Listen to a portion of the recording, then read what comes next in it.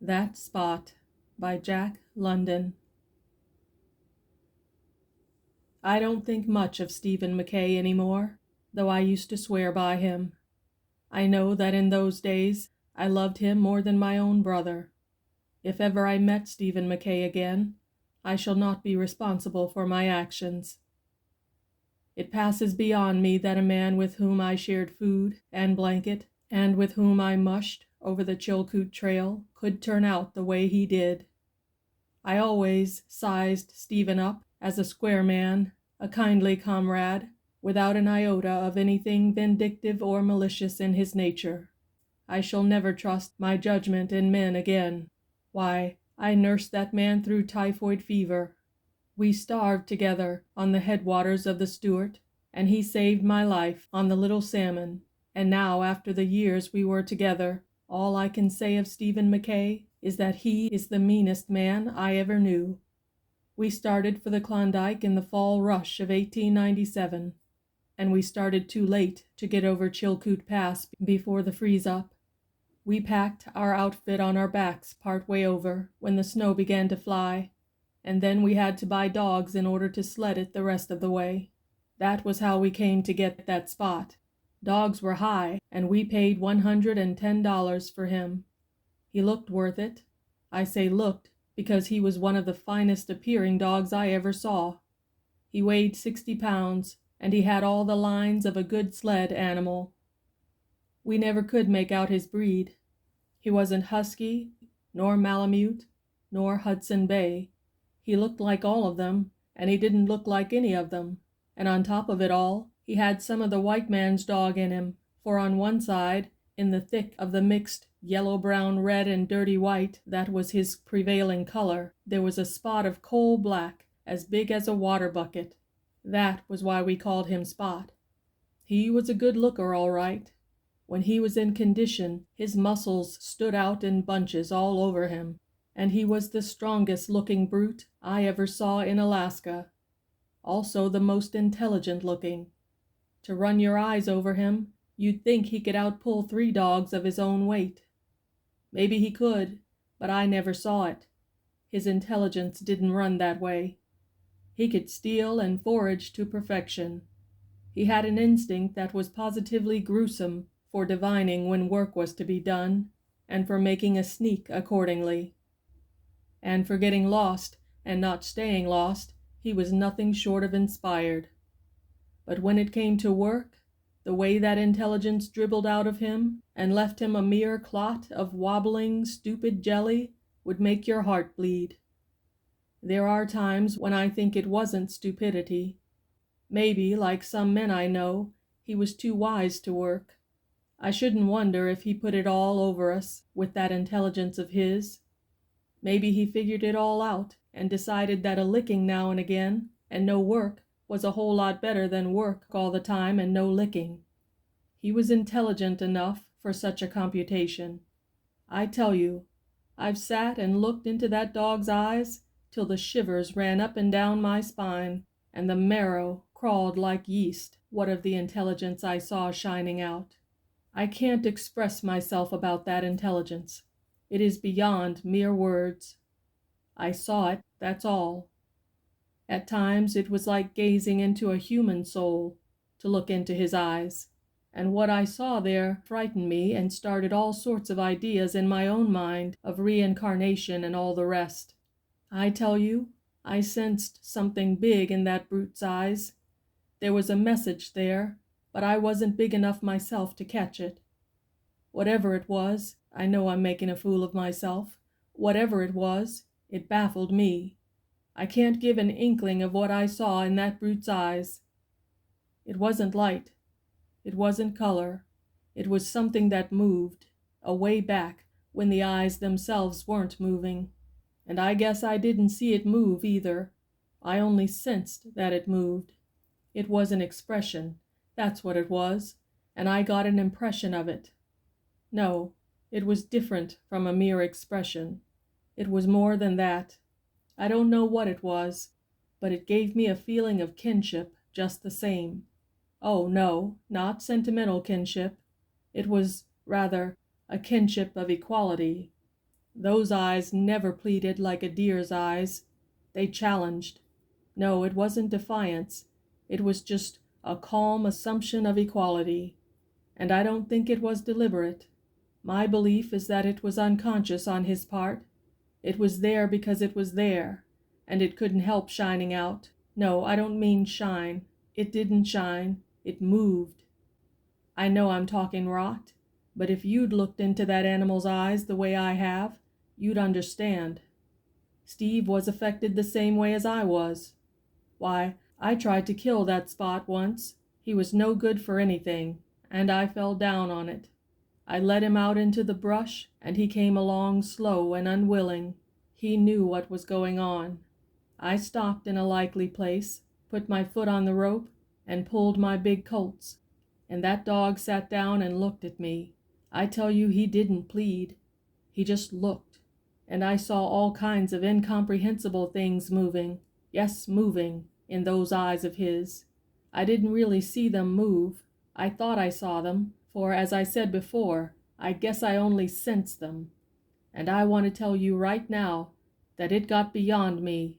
It was like killing a man, a conscious, brave man who looked calmly into your gun, as much as to say, "Who's afraid?" Then, too, the message seemed so near that, instead of pulling the trigger quick, I stopped to see if I could catch the message. There it was, right before me, glimmering all around in those eyes of his. And then it was too late. I got scared. I was trembly all over, and my stomach generated a nervous palpitation that made me seasick. I just sat down and looked at that dog, and he looked at me, till I thought I was going crazy. Do you want to know what I did? I threw down that gun and ran back to camp with the fear of God in my heart.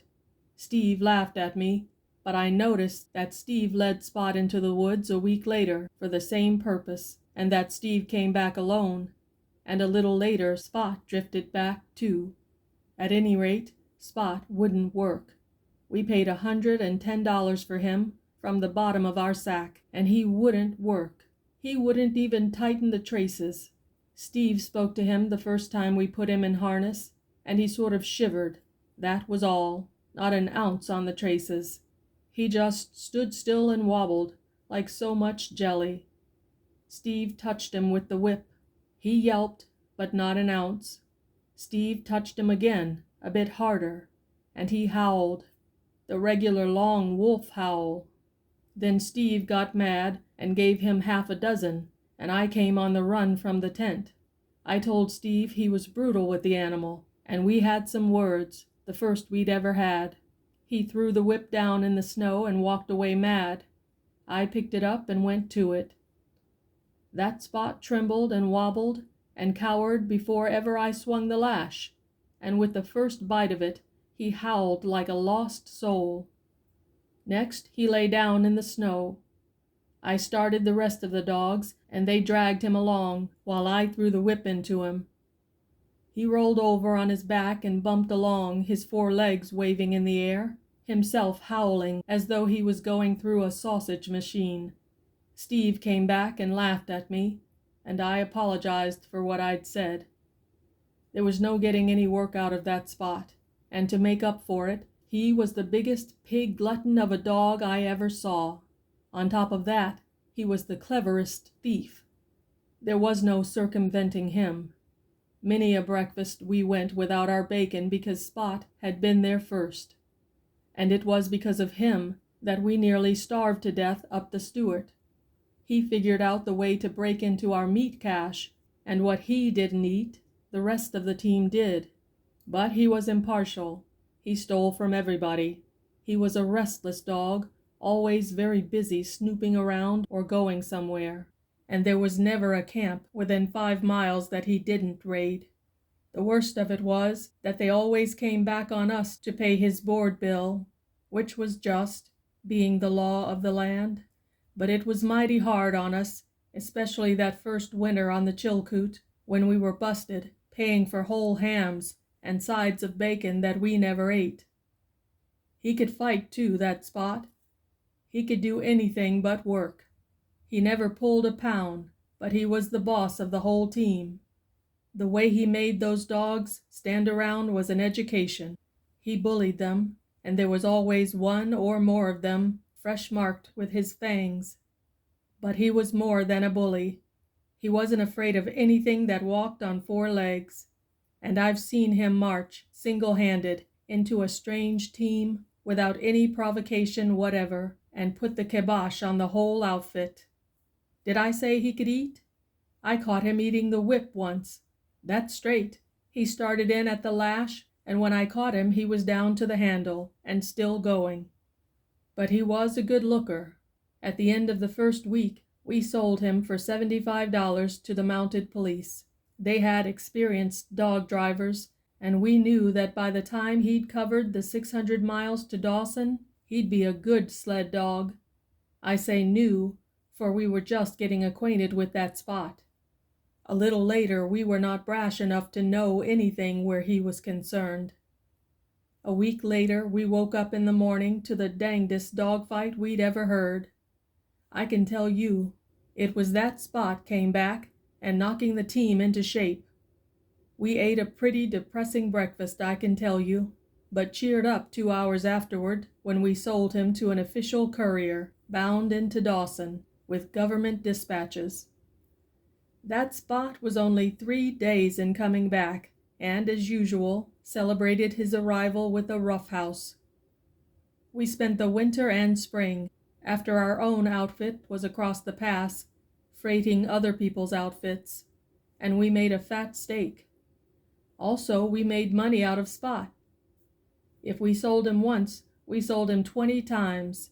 He always came back, and no one asked for their money. We didn't want the money. We'd have paid handsomely for anyone to take him off our hands for keeps. We had to get rid of him, and we couldn't give him away, for that would have been suspicious. But he was such a fine looker that we never had any difficulty in selling him. Unbroke, we'd say, and they'd pay any old price for him. We sold him as low as $25, and once we got $150 for him. That particular party returned him in person, refused to take his money back, and the way he abused us was something awful.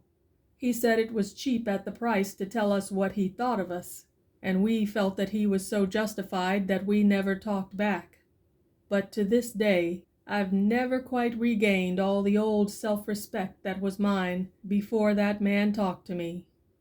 When the ice cleared out of the lakes and river, we put our outfit in a Lake Bennett boat and started for Dawson. We had a good team of dogs, and of course we piled them on top the outfit. That Spot was along. There was no losing him, and a dozen times the first day he knocked one or another of the dogs overboard in the course of fighting with them. It was close quarters, and he didn't like being crowded. "What that dog needs is space," Steve said the second day. "Let's maroon him." We did, running the boat in at Caribou Crossing for him to jump ashore. 2 of the other dogs, good dogs, followed him, and we lost 2 whole days trying to find them. We never saw those 2 dogs again, but the quietness and relief we enjoyed made us decide, like the man who refused his $150, that it was cheap at the price. For the first time in months, Steve and I laughed and whistled and sang. We were as happy as clams. The dark days were over. The nightmare had been lifted. That Spot was gone. 3 weeks later, one morning Steve and I were standing on the riverbank at the Dawson. A small boat was just arriving from Lake Bennett. I saw Steve give a start and heard him say something that was not nice and that was not under his breath. Then I looked, and there in the bow of the boat, with ears pricked up, sat Spot. Steve and I sneaked immediately, like beaten curs, like cowards, like absconders from justice. It was this last that the lieutenant of police thought when he saw us sneaking. He surmised that there was law officers in the boat who were after us. He didn't wait to find out, but kept us in sight, and in the M&M saloon got us in a corner. We had a merry time explaining. for we refused to go back to the boat and meet Spot. And finally he held us under guard of another policeman while he went to the boat. After we got clear of him, we started for the cabin, and when we arrived, there was that Spot, sitting on the stoop, waiting for us. Now how did he know we lived there? There were 40,000 people in Dawson that summer, and how did he savvy our cabin out of all the cabins? How did he know we were in Dawson anyway? I leave it to you. But don't forget what I have said about his intelligence and that immortal something I have seen glimmering in his eyes. There was no getting rid of him any more. There were too many people in Dawson who had bought him up on Chilkoot, and the story got around. Half a dozen times we put him on board steamboats going down the Yukon, but he merely went ashore at the first landing and trotted back up the bank. We couldn't sell him, we couldn't kill him. Both Steve and I had tried, and nobody else was able to kill him. He bore a charmed life. I've seen him go down in a dog fight on Main Street with 50 dogs on top of him, and when they were separated, he'd appear on all his 4 legs unharmed, while 2 of the dogs that had been on top of him would be lying dead. I saw him steal a chunk of moose meat from Major Dinwiddie's cache so heavy that he could just keep 1 jump ahead of Mrs. Dinwiddie's squaw cook, who was after him with an axe.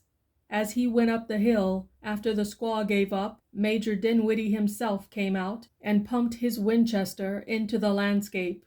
He emptied his magazine twice and never touched that Spot.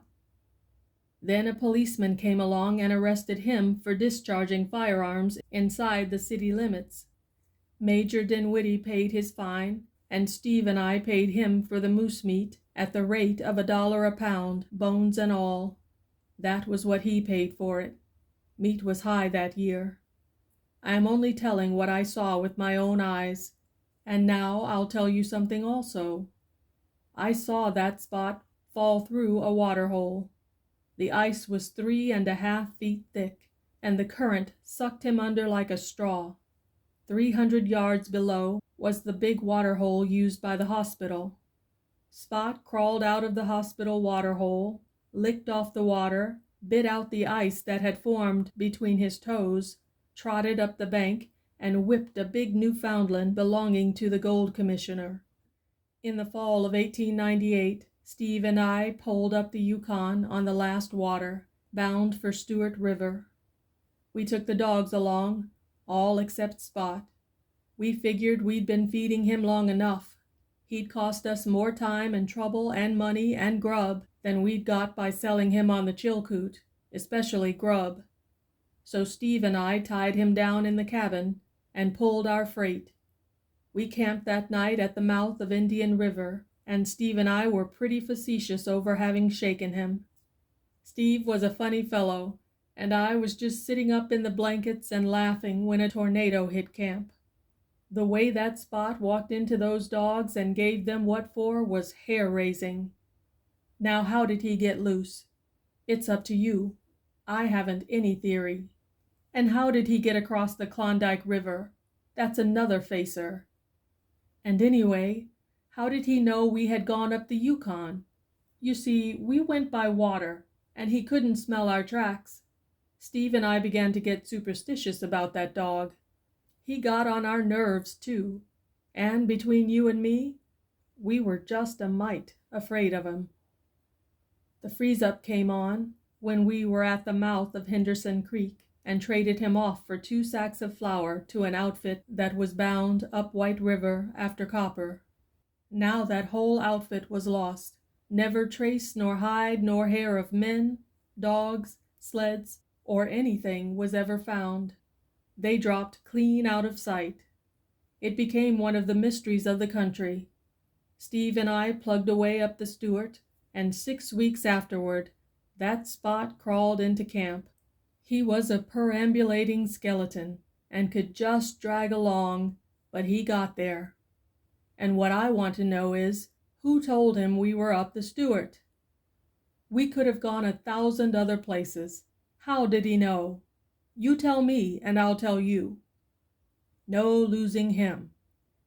At the Mayo, he started a row with an Indian dog. The buck who owned the dog took a swing at Spot with an axe, missed him, and killed his own dog. Talk about magic and turning bullets aside. I, for one, consider it a blamed sight harder to turn an axe aside with a big buck at the other end of it, and I saw him do it with my own eyes. That buck didn't want to kill his own dog. You've got to show me. I told you about Spot breaking into our meat cache. It was nearly the death of us. There wasn't any more meat to be killed, and meat was all we had to live on. The moose had gone back several hundred miles, and the Indians with them. There we were. Spring was on, and we had to wait for the river to break. We got pretty thin before we decided to eat the dogs, and we decided to eat Spot first. Do you know what that dog did? He sneaked. Now how did he know our minds were made up to eat him? We sat up nights laying for him, but he never came back, and we ate the other dogs. We ate the whole team. And now for the sequel. You know what it is when a big river breaks up and a few billion tons of ice go out, jamming and milling and grinding. Just in the thick of it, when the Stewart went out, rumbling and roaring, we sighted Spot out in the middle. He'd got caught as he was trying to cross up above somewhere. Steve and I yelled and shouted and ran up and down the bank, tossing our hats in the air. Sometimes we'd stop and hug each other. We were that boisterous, for we saw Spot's finish. He didn't have a chance in a million. He didn't have any chance at all. After the ice run, we got into a canoe and paddled down to the Yukon, and down the Yukon to Dawson, stopping to feed up for a week at the cabins at the mouth of Henderson Creek. And as we came to the bank at Dawson, there sat Spot, waiting for us, his ears pricked up, his tail wagging, his mouth smiling, extending a hearty welcome to us. How did he get out of that ice? How did he know we were coming to Dawson, to the very hour and minute, to be out there on the bank waiting for us?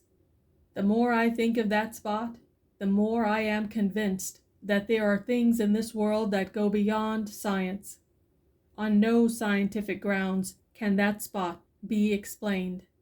It's psychic phenomena, or mysticism, or something of that sort, I guess, with a lot of theosophy thrown in. The Klondike is a good country. I might have been there yet, and become a millionaire if it hadn't been for Spot. He got on my nerves. I stood him for 2 years altogether, and then I guess my stamina broke. It was the summer of 1899 when I pulled out. I didn't say anything to Steve. I just sneaked. But I fixed it up all right. I wrote Steve a note and enclosed a package of Rough on Rats, telling him what to do with it. I was worn down to skin and bone by that Spot, and I was that nervous that I'd jump and look around when there wasn't anybody within hailing distance. But it was astonishing the way I recuperated when I got quit of him. I got back 20 pounds before I arrived in San Francisco, and by the time I'd crossed the ferry to Oakland, I was my old self again, so that even my wife looked in vain for any change in me. Steve wrote to me at once, and his letter seemed irritated. He took it kind of hard because I'd left him with Spot. Also, he said, he'd used the Rough on Rats per directions, and that there was nothing doing. A year went by. I was back in the office and prospering in all ways, even getting a bit fat.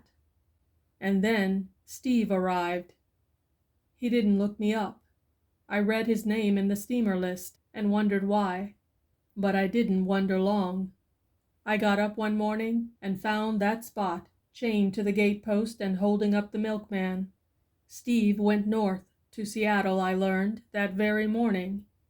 I didn't put on any more weight. My wife made me buy him a collar and tag, and within an hour he showed his gratitude by killing her Persian cat. There is no getting rid of that Spot. He will be with me until I die, for he'll never die. My appetite is not so good since he arrived, and my wife says I'm looking peaked. Last night, that Spot got into Mr. Harvey's hen house. Harvey is my next-door neighbor, and killed 19 of his fancy-bred chickens. I shall have to pay for them. My neighbors on the other side quarreled with my wife and then moved out. Spot was the cause of it. And that is why I am disappointed in Stephen Mackay. I had no idea he was so mean a man. End of That Spot by Jack London.